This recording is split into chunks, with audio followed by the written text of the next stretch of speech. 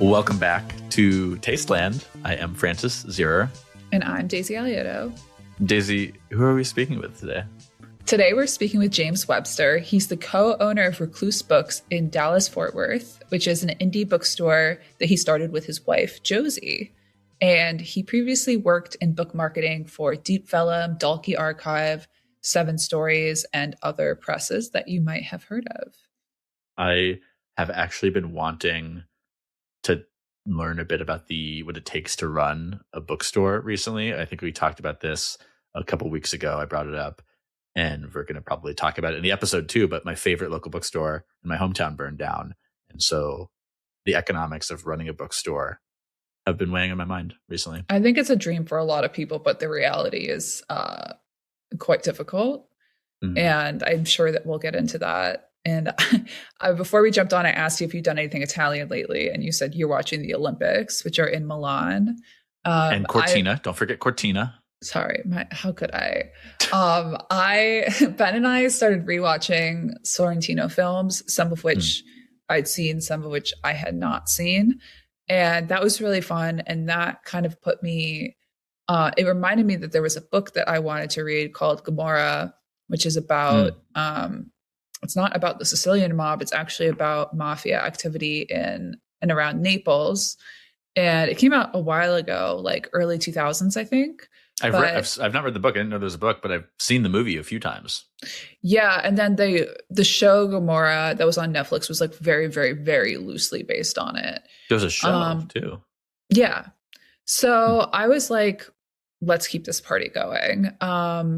And because we'd watched some of the more historical Sorrentino films that are based on like actual Italian politicians.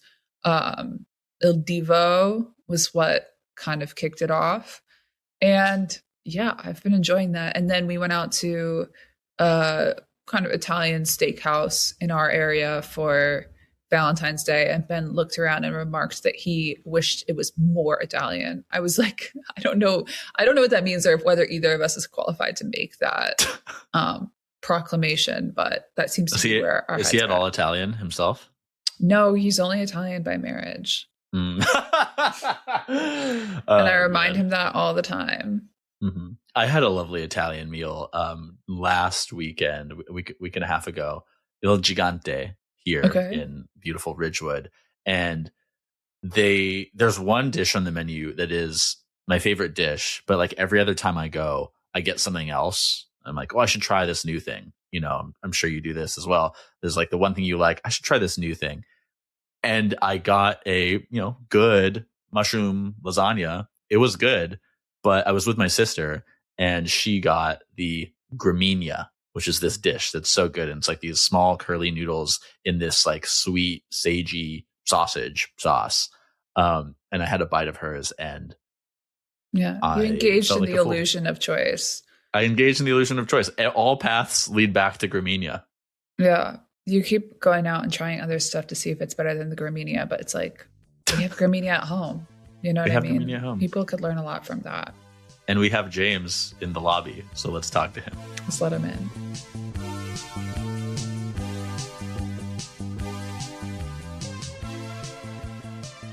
What are your best sellers right now? What's selling best at the bookstore?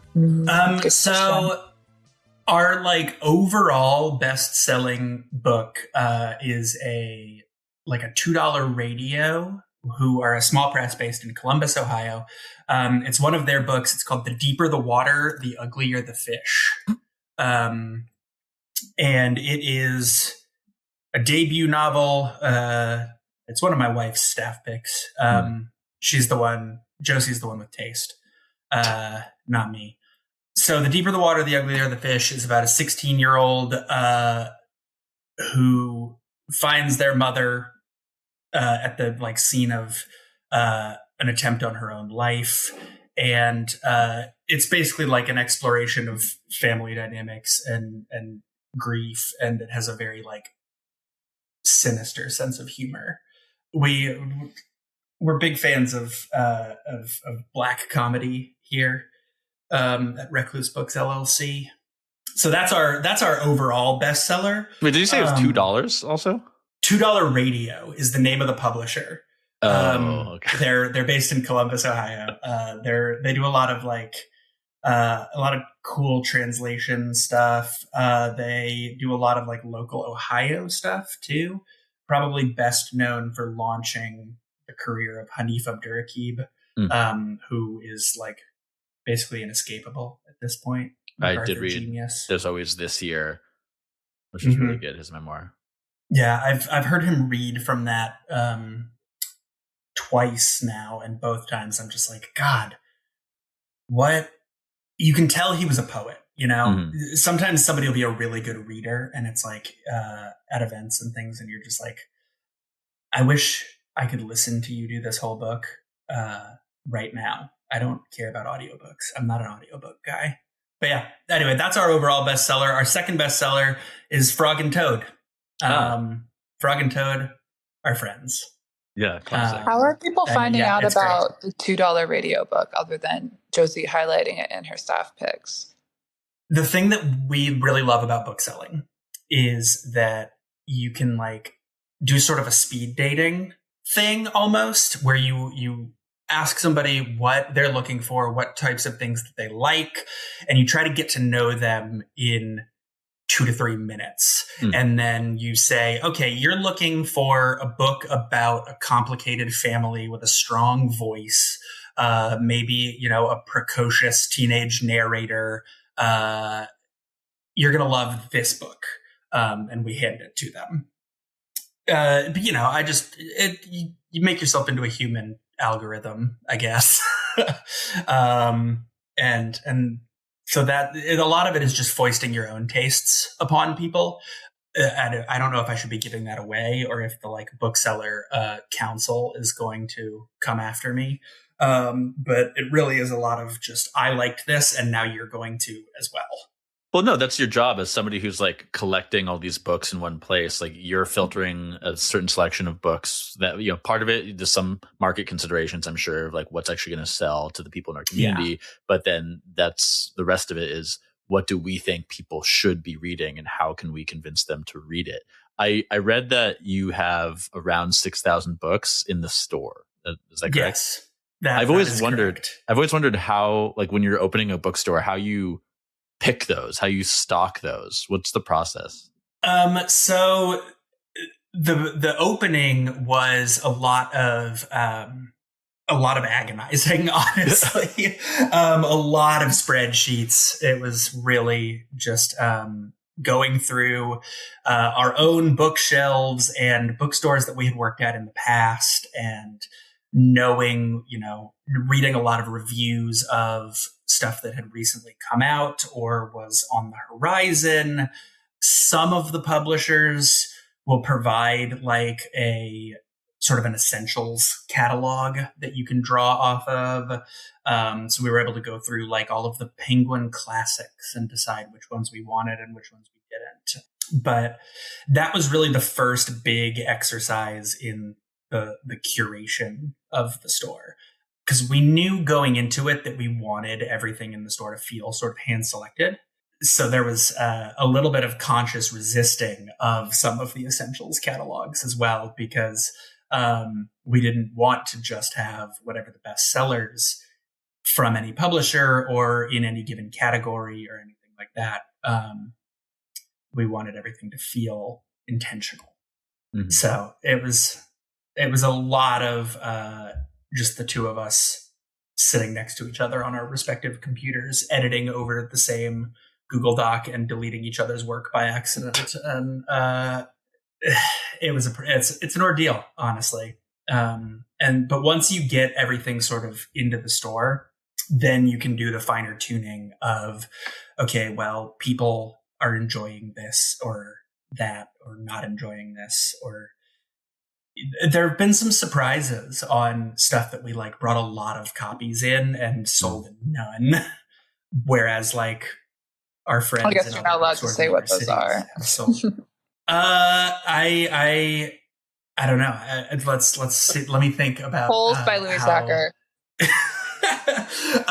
Yeah, we brought in 1 million copies of that, and everybody was like, Shia LaBeouf has been canceled. So, well, wait, actually, so I mean, 6,000 books. That's 6,000 titles, right? And then like yes. what the numbers of each the numbers of book of each title you have. Which like I imagine there's some that are just one. What's like the most stocked book, and then what's more of the average stocking across those titles? So we normally have 1 or 2 copies of everything. If there's something we're like really excited about, or something that we know we can really reliably sell to people, then we'll bring in, 5, 6 copies of things. To sort of go back to Daisy's question, we brought in way too many copies of Shadow Ticket, honestly. For whatever reason, people just did not go for that the way that I thought they would. Whereas like my friends in New York or Chicago moved a ton of copies of that. I bought one. Yeah. So my apologies to Mr. Pynchon if you're out there listening. I'm sure our most famous listener, actually. Yeah, of course. So it's been interesting, like learning the sort of the tastes of the community and figuring out how to do our ordering based on that. But for the most part, I think we average 1 or 2 copies, sometimes up to 5 or 6. Events or readings are a whole other can of worms, whole other box of books. The culture of Fort Worth. I read in your earlier interview in Dirt that there wasn't much of a bookstore community. You said there was just 2 other indies and a Barnes and Noble, which I'm like, it has to be more than that, right? This is the 11th most populous city in the country with 1 million people as of 2024. Were there really so few bookstores before you opened? Within Fort Worth, yes. There are a couple others when you get out into sort of the more suburban areas. But there wasn't one that sort of had the selection and the vibe that we wanted. We basically opened this to be the sort of bookstore that we like to shop at. And so we figured, okay, if we want this to exist, it looks like we're going to have to be the ones to create it. And so that's what we did. There's another one that does, it's like a bakery / bookstore. And they have sort of a limited selection of cookbooks and things. There's another one that is run out of like, I don't think it's a house that somebody actually lives in, but it's clearly like the bookstore was a house at one point. And so they do a lot of like design books and like architecture, coffee table sorts of things. And so we really were trying to fill a need for sort of a well curated general interest thing, because the other indies had their specific niches. And so we decided we were going to try to fill ours. And, so far so good. How quickly, like, was it hard to get the word out? Like from open to, I don't know, like some milestone where you'd sold a certain amount of books or made a certain amount of money. What was that path? How long did that take to get to the first, whatever the milestone is, where you're like, all right, this is working? Yes and no. It was like hard to get the word out. It's one of those things where I think we made a decent splash when we first opened and people were like excited about it. But then it's always the question of like, how do you get people to keep coming back to your thing? I did a lot of interviews when the store first opened to try to, get the word out there.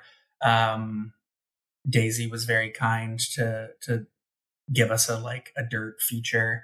The day the store opened was on Independent Bookstore Day last year. And I'd worked in book publishing as well. So I know a decent number of like quote unquote media people. So like I was interviewed in Vulture, like the day the store opened, about Indie Bookstore Day and about Amazon and all of that kind of stuff. So we had people showing up who were like, oh, I saw your interview this morning and I decided to come check out the store this afternoon. That's awesome. So that was cool. And like, it does, you try not to take it personally if somebody comes in, looks around, and then like you never see them again. Which, whatever. Whatever, it's fine. How often, what percent of people that you recommend a book to, James, actually come back and give you feedback on how good your algorithm was? Honestly, a decent, like the people who become regulars. So I would say it's 15-20% of our customers are people that like now we know by name, or at least by like recognition, who we've hand sold stuff to before, who have come back to say like, okay, this one worked for me, or this one didn't, but let's try something else. It's cool to watch people sort of get invested in us, in the store, in the things that we're doing. I told this story on online the other day, but like every time I sell a copy of Giovanni's Room by James Baldwin, every time I sell a copy of that to somebody, I look them in the eye and I say, come back if you need to talk about it. And for the first time, somebody actually did, which was great. That's awesome. They had to come back and be like, I cried so much. And that's the kind of thing I think you don't get with a corporate bookstore like a Barnes and Noble or with Amazon or anything like that. Is I now have this like one-on-one relationship with this person. Mm-hmm. I've only had one person come back and be like, so you recommended this to me and I hated it. What? Yeah. What was the book? It was The Bee Sting by Paul Murray, which they thought it was weird and depressing. And I was like, well, you might be in the wrong store. But yeah, that's a good book. I like that book. It's a heartbreaker. What are you reading right now? I am just now digging into The School of Night by Karl Ove Knausgaard, the newest in his Morning Star saga. And I am really enjoying it so far. I love a Faust retelling. And I think I'm becoming a Knausgaard person. I've read this series so far, and which is the fourth. Yes, I've read the first three. This is the fourth. I read his seasonal quartet as well because I was going to become a father, and I was like, I'll read some dad books, but like, which for listeners who don't know, these are like it's a series of very short essays about like each one is like a couple pages about something in the world, whether it's teeth or trees or sunsets, and it's framed as like letters to his kids, to the specific unborn daughter at the time. I think about what these things are and how he sees the world. Yeah, it's sort of a beautiful project. And then abruptly, about 3 books into it, it becomes more of a traditional Knausgaard style. Oh, I only read the first one. Yes. So in book 3, it suddenly becomes very like diaristic, first person. It has like a narrative arc to it. And then book 4, it like goes back to being the sort of the short essays. It's a weird structure that he pulls off, but I have not yet gotten into the big. Yeah, I have not yet gotten into the big one, and I'm sure I will like it whenever I do get there. But like I'm never beating the performative male allegations as it is. So I don't. All genders of performance, baby. For sure. I'm a big fan of the My Struggle series. That's how I got into it. Though I should admit, I don't know if I've ever admitted this publicly on the pod. Maybe I have. I've never actually finished the 6th one. The 6th one's like 900 pages, and about 300 pages in, he starts. Sometimes he does this thing where he starts essaying within one of his novels, which doesn't always work, because what I tend to love most about reading him is how you kind of glide through his world. These aren't complex sentences. It's more like they're long books, but you read them so quickly because of the simplicity of the language and how emotive and evocative it is. of his inner life. But when he starts the essay, and in this one, he's writing about like Nazism and this poem about Hitler. I kind of forget. I'm reading like 50 pages into this section, and I kind of like, oh my God, like how long is this going to go on? And I skip 300 pages in, like just to see he's talking about the same poem. So I got discouraged. I can't work through this right now, and I put it down. But I got to get back to it someday.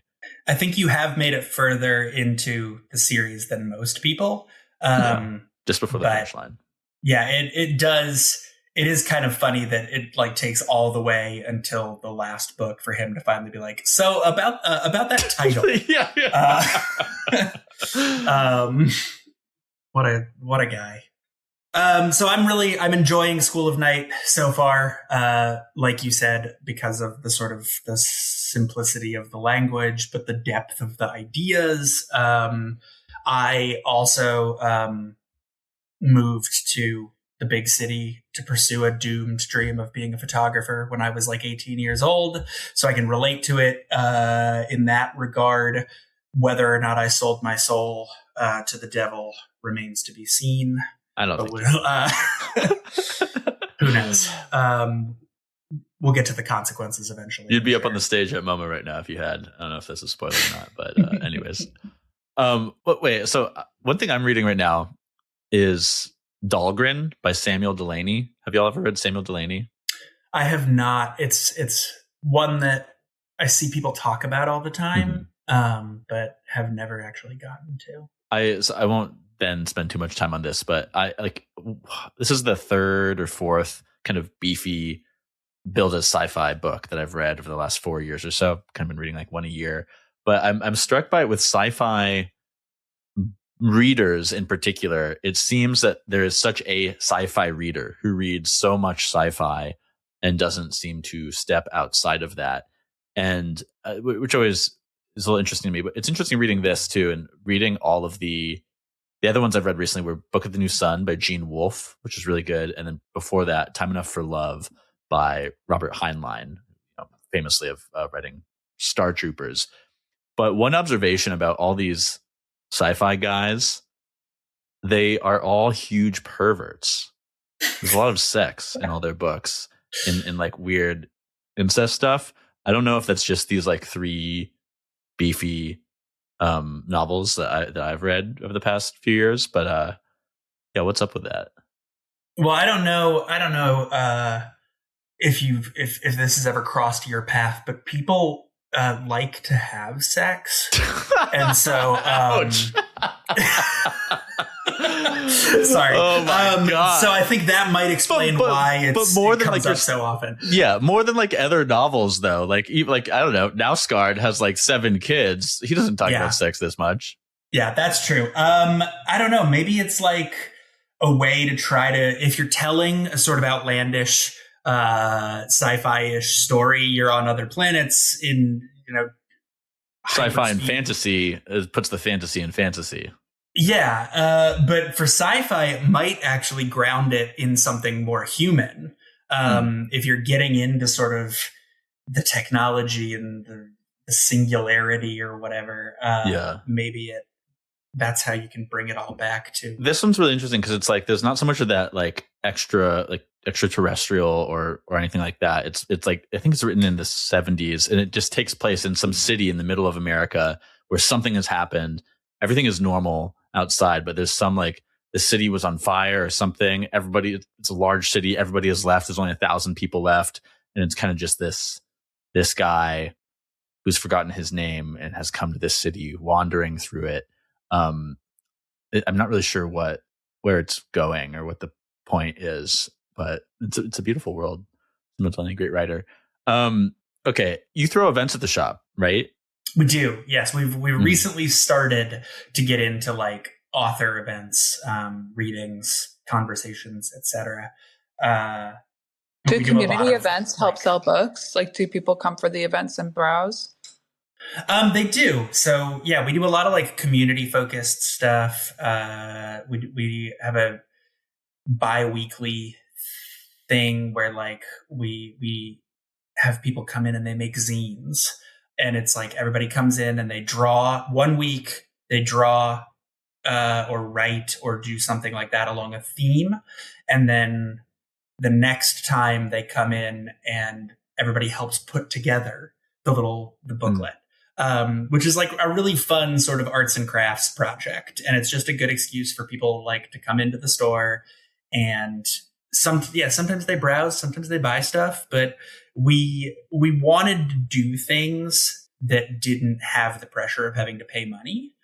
I think Josie and I both remember being like young people and not having to pay to exist, basically, where like everything had a cover charge or you had to buy a ticket or whatever. And so I don't want to, get into all of the kind of third place stuff, because I think most people are familiar with that and feel like we need to spend too much time rehashing that idea. But it's nice to have somewhere to go that you can just go and do a thing and not necessarily have to pay money. Mm-hmm. So you and Josie met. Okay. You were like Josie and James were working in a bookstore when they met. So I'm curious, are there things that you both agreed, having had that experience of like, okay, we're never going to do it this way, or like, we're going to start our own bookstore. We're never going to do this and that. Some of it is, yes, there are things that we have the experience of saying we're never going to do it that way. Part of it comes down to like the curation. We're not doing a whole ton of like the romantic-y stuff. We did cave on Heated Rivalry, just because like that's genuinely, I don't want to say weird, but like it has a very specific niche. And we respect that about it. We love a good niche. And so part of it does come down to like, we don't want to just bring in the bestsellers, the airport fiction, so no offense to James Patterson or Danielle Steele, but you can buy those books anywhere. So we knew we didn't want to do that. We knew we did not, it took us forever to start getting the events stuff done, because like Josie has a lot of experience booking authors and doing that kind of stuff at other stores. And she is a very a wonderful, sensitive human being, and she can't stand the idea that you might book something and nobody shows up for one reason or another. Sometimes it's just raining and it's Wednesday and nobody wants to go out, and it has no reflection on the author or the book or anything like that. There are factors outside of your control. So we had a lot of conversations about whether or not we even wanted to do that kind of thing, because we've done it before. We know it can be stressful, but you guys need to have about 10 people on a contract that says you might need to contact them at the last minute to show up at a reading, and you'll pay them $50 an hour. Yeah. I think that would solve your problem. Give them a copy of the book. Yeah. I'll put out a like casting call. We'll do it like extras. I think that's a great idea. You've solved it. Every publicist needs to be taking notes right now. You need to have a roster of this in every city in America. You know what it reminds me of? My friend's father was a public defender. He was incredible at his work, and he passed away, and his funeral was like full of people who, he had defended, whatever. He like one time went up to like a random family in downtown Brooklyn and was like, I will buy you lunch if you come and sit in court and pretend to be this guy's family. And they did it. Wild. But I just think there could be a literary reading equivalent of that. Yeah. Yeah. I think there could, honestly. And authors are, they're a sensitive bunch. So I do feel like this is a life or death sort of thing to them. Poets, you don't have to worry about, honestly. You would think that you've got to, you got to be real gentle with the poets, but poets bring their friends. I don't know why that is. The best attended readings or anything I've ever been to, always poets. Huh. Yeah. So talking about like, will people show up or will they not? Makes me think of like, where is the bookstore within the city? Which, bear with me a second. My childhood bookstore where I used to live going burned down at the beginning of the year. It was like some from a small town. It's like 14,000 people. This whole block burned down. Which is itself literally a block from like the plaza in the center of town. It's tragedy, right? This bookstore has been around in some ways since I think the 60s. And it's like every time I go back and visit my family, I'll end up like sitting there for a while. If I'm just like walking around town, it's like, it's in the middle. In high school, I would meet friends there. It's like it was such a community pillar. It's so sad. They're like trying to get insurance. We'll see if that happens. It's going to be a pain because it was multiple buildings. I understand they're trying to figure out which one started it. So they need to like assign blame before they can pay out any money. They raised $135,000 on GoFundMe or one of those platforms. That's awesome. But there's all this talk about, okay, they have to rebuild. Will they rebuild? And the guy who runs it, his name is Dante, fitting name, says he's going to rebuild it. Where is the question? But for me, it's like, it has to be in that place, which is right in the center of town and is so important and like made it for me such a part of like the fabric of my life and for certainly so many others. So like, I'm wondering, obviously Recluse is still quite new and you're building this culture, but when you brought up, getting people to come out for it, I'm wondering like where it is in the city and what's around it and like how the bookstore, how you see it fitting into the fabric of the city and how it's already being woven in. So we are in a neighborhood called the Near South Side, which is just south of downtown. It is right off of Interstate 30 and, believe it or not, just south of the train station. We do, in fact, have public transport here, although you would not, you wouldn't really know it. News to me. The train basically like runs to the airport and back, which is famously between Dallas and Fort Worth, right? Yes, right in the middle. Yeah, yes, it's right in the middle, and so there's there's trains that go from Dallas and Fort Worth to the airport, but that's really so you're kind of an airport bookstore, is what you're saying? Yeah, basically 100%.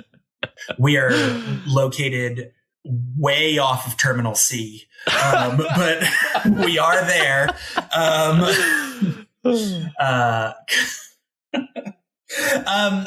I see us fitting into the fabric of the city because we are part of this neighborhood of sort of closely knit businesses and apartment buildings. It's one of the more walkable areas of the city. There's even like right now it is a patch of like dead grass and garbage, but will allegedly be a park.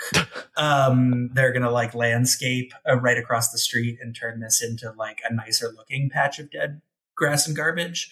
But it's cool to like be a part of this area that, 10 years ago was warehouses and vacant lots. And now there's a bookstore and 1,000 coffee shops, which is part of why we don't do coffee, is because we wanted to like make it known that we're not a threat to what anybody else is doing. That was my next question. I live in Ridgewood. We were just talking about this before we started recording, and there are, to my knowledge, there's 3 bookstores in the neighborhood here. They're all bookstore coffee shops. One of them, Topos, there's 2 Toposes now in the same neighborhood, but one of them was one of the first like new wave businesses in this neighborhood whose property value has gone up a lot in the past, in the time since that bookstore opened. Shades of that, hopefully as longer your bookstore's around, that park will get nicer, multiple renovations. Anyways, long way of saying, I was really interested in your decision to not make it a coffee shop, because my understanding of why so many new bookstores is coffee shops is that it is expensive to run a bookstore and it's hard. And so having a coffee shop provides more stability and allows you to run this business without tearing out your hair every night. Yeah. So part of the decision to not be a coffee shop was based on the landscape of the neighborhood, all of these other small businesses and these people we got to know and respect and wanted to work with in the future. And part of the other consideration was we when we signed the lease on the space that would become our bookstore, it was just a like empty room. We got to do like whatever we wanted with the construction. And so part of it was thinking about construction costs and all of the stuff that you have to do to get your like food handling license and having to deal with like the health department and whatever, hair pulling we do at on any given night is probably less than having to also juggle that. We figured that, we could either do one thing and do it well, or we could try to do two things and maybe do both of them badly. And so we were banking on the idea that like people would get interested in the books and the curation and that kind of stuff, that we could make a successful business just on that. I don't know if you've heard of the taste economy, but having vision and curation can really go a long way for a business. I feel like I read at least one article about that in Dirt. Speaking of the taste economy, so we haven't gotten into this yet, but you've worked for different publishers like Seven Stories Press, which is famously the publisher of Annie or No. She famously won the Nobel Prize, and which is a big accolade for somebody who was putting out their work with a smaller publisher, although I think Seven Stories Press is better known in Europe. And then Dalkey and Deep Vellum, where you were marketing books that some people might consider unmarketable, like the book Schadenfreude, which has come up on this podcast before. Francis and I think both have a copy. It's a rather large book by an author named Michael Lentz, who's very big in Germany, but maybe not as much known here. Sold very well. So I guess my question is like being on the bookseller side and seeing the dynamics of people coming into a bookstore looking for a book, and then also having been on the marketing side for books that are a little bit more complex, complicated, not exactly heated rivalry. Like, what has that taught you about who buys books and why, and like why books sell beyond the sort of like hand wavy thing in publishing that drives me crazy, which is where people will say nobody buys books, which obviously isn't true. Some people do, and they have good reasons for it. But if you could like break down that statement into what people are attempting to encapsulate or refute it, like how does your experience stack up? Well, my experience with that is that you just tell everybody that there's a lot of gay hockey players in Schadenfreude. Not true. So really what it comes down to is making something feel approachable. If you're trying to sell somebody on something complicated or whatever, you want people to know that they have the tools required to read the thing or to enjoy the thing. Because when you're selling a book to somebody, the transaction is you're going to give me $20 and you're going to spend hours of your life on this thing. It's not the same as recommending a movie or an album or, something that somebody can consume in 45 minutes to movies are all too long now. But recommending a book to somebody is like, yeah, this is going to be a commitment. So you want to make sure they're going to have the best experience with it. Part of what that means is, I talked about this up front, you do this sort of speed dating of getting to know somebody.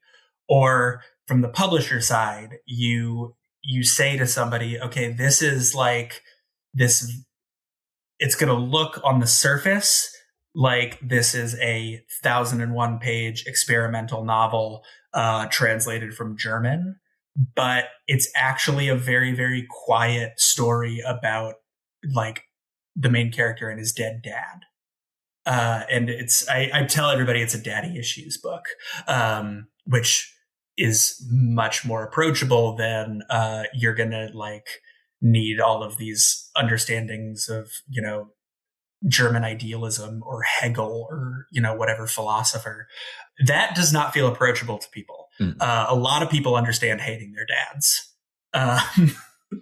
But this, sorry, for a second, but this goes back, to what you were saying about the speed dating, or about like imposing your taste on the shoppers at your bookstore, right? Where it's like, it's your job to package it in this way, in a way that's really relatable and understandable. And then that makes them a better reader by then they learn a bit about Hegel or whatever, everything else that's in Schadenfreude, right? With any given book, it's like, what's the in that makes people curious enough to get 50 pages into this book, which I feel like for me, in a 300-page novel is typically when I start to really get going, and then I'm like blazing through it. You just have to convince them to read the first 50 pages, and then the rest should, like, after that, they should buy into these ideas and learn new things about the world and themselves and ideas. Yeah, and like often an easy way to do that is through comparison. You can say to somebody, oh, you like David Lynch, you're going to like the weird off-kilter atmosphere of, XYZ book. You like Annie Ernaux, who writes these very, very sparse, intense diaries. You're also going to like Danish poet Tove Ditlevsen. You're like, you take the thing that people have heard of, and you use that to like redirect them to something that they haven't heard of yet. There's also, all kinds of conceptual nonsense I can get into about like you're selling the idea of the book more than you're actually selling the book. They're selling the idea of the book, or are you selling the idea of being somebody who reads the book more? Both, honestly. Yeah, because you can sell the idea of you can sell the idea of being the kind of person who reads these difficult books, but you can also sell the notion that something is going to be more approachable, or it's going to be less work than you might otherwise think it's going to be.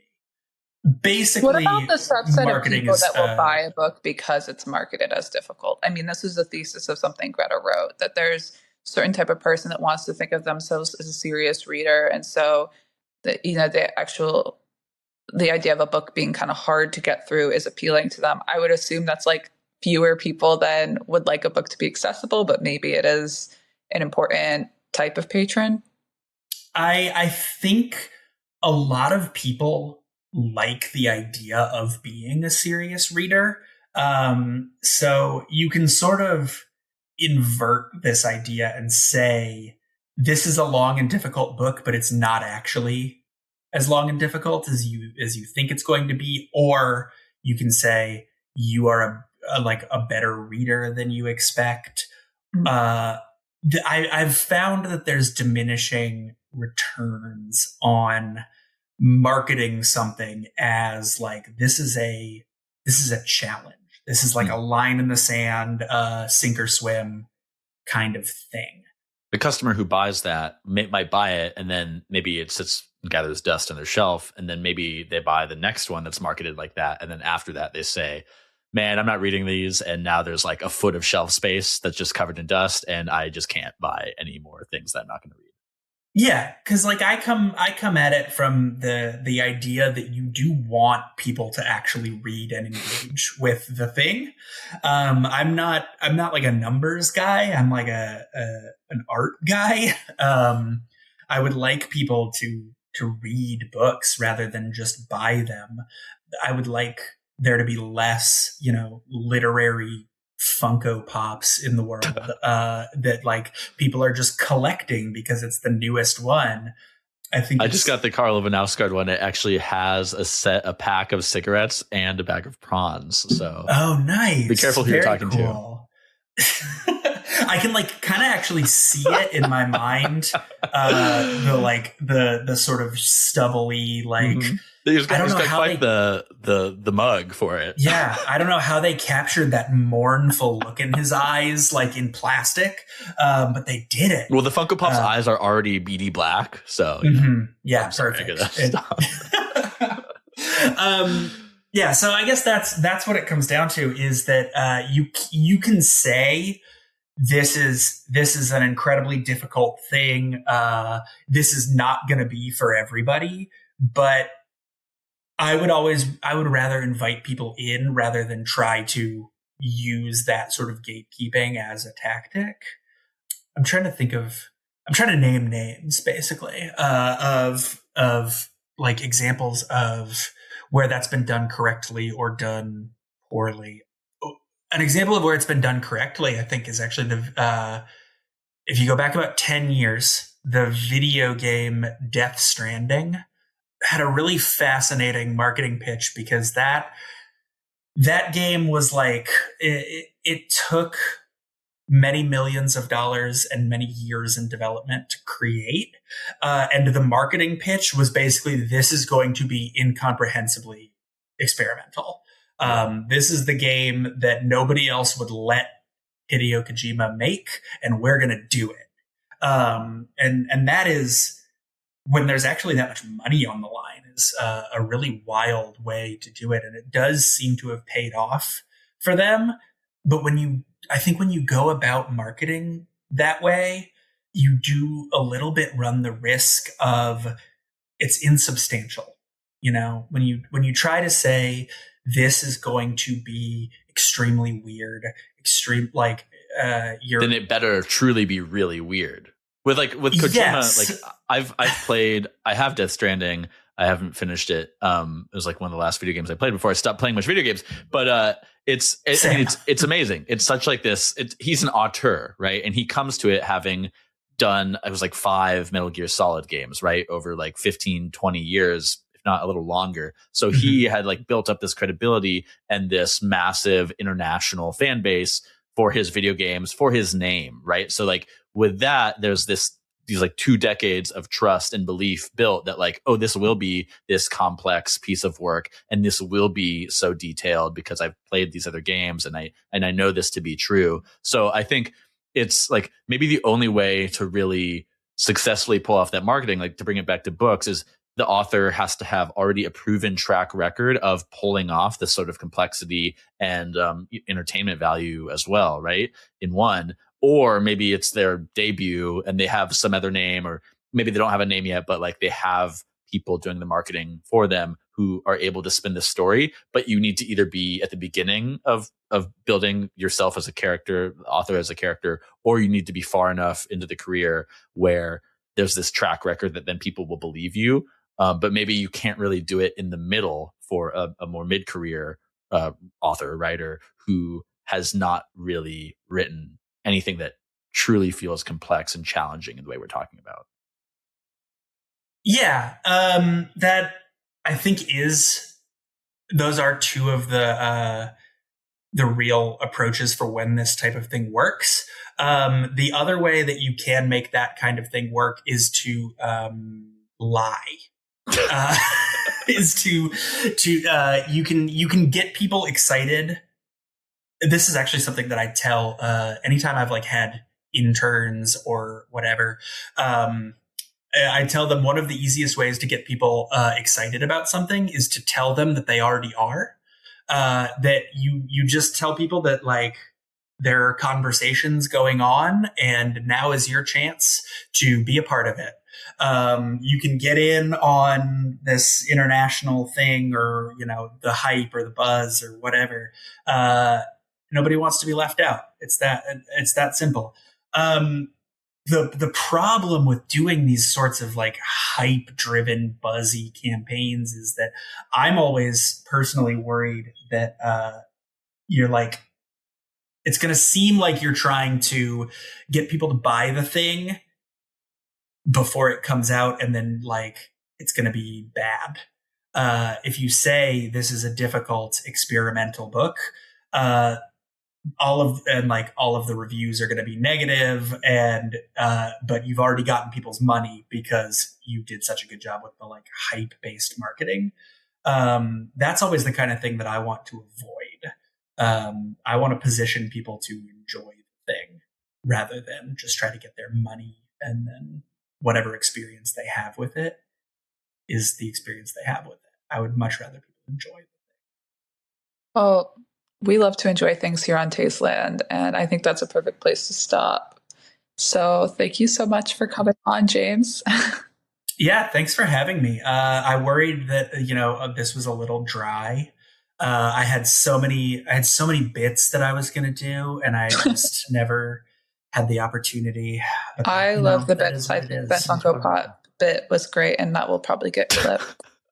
I think what seems dry to you is not dry because it's not obvious to people who don't sell books, That's true. Yeah, that's fair.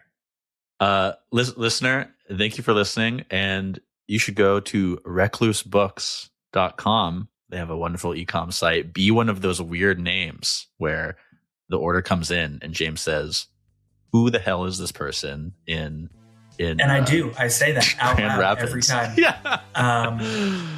Sometimes I say it even for names that I do know. Well, this has been Tasteland. We'll see you next week.